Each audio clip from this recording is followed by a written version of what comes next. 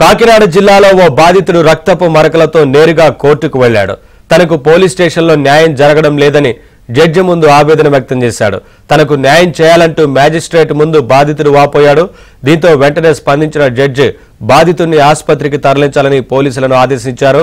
ఈ ఘటన Recharlapeta 2 town police station పరిధిలో జరిగింది. పాత గొడవల నేపథ్యంలో తేజపై మరో వ్యక్తి దాడి చేశాడు.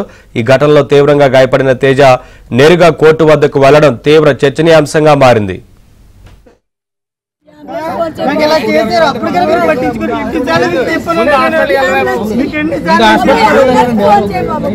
చచ్చిపోతాను కానీ నాకు ఇంటికి న్యాయం జరగదు.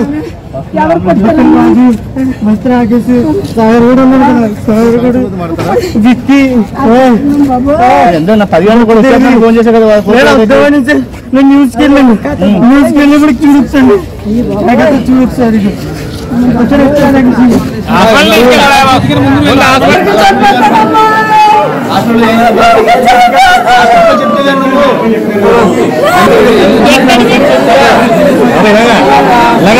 హాస్పిటల్ వెళ్ళి అక్కడ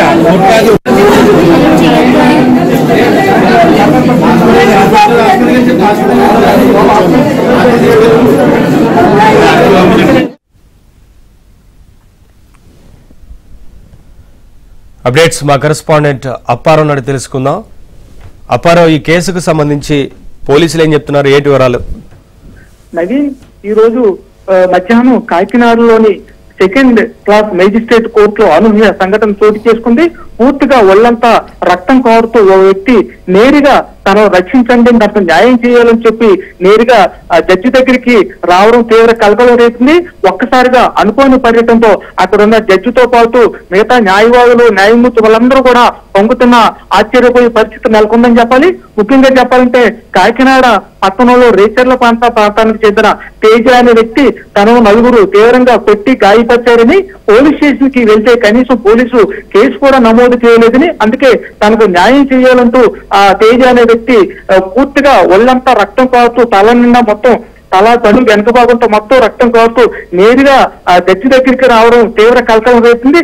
అయితే జడ్జి అయితే తాను వెంటనే న్యాయం చేయడం సంగతి తర్వాత నుంచి ప్రస్తుతం హాస్పిటల్కి వెళ్లి చికిత్స తీసుకోవాలని చెప్పు ఏదైతే బాధిత యువకులకు సూచించారో, అయితే బాధిత యువకుడు మాత్రం తనను నలుగురు వ్యక్తులు తీవ్రంగా కొట్టి గాయపరిచారని, పోలీసులు కూడా ఆ నలుగురు యువకులకి సహకరిస్తున్నందు వల్ల తనకు న్యాయం జరగలేదని, మీరే న్యాయం చేయాలంటూ జడ్జి ఎదుట ఒక పక్క రక్తం ఓడుతూనే జడ్జి ఎదుట మొరపెట్టుకున్నారు. అయితే అనుకోని ఈ అనూహ్య పరిణామంతో కాస్త ఆందోళనకు గురైన జడ్జి అక్కడున్న పోలీసు కానిస్టేబుల్ పిలిపించి తక్షణం ఇతనికి ఆసుపత్రికి తీసుకెళ్లి చికిత్స అందించాలని ఆదేశించారు.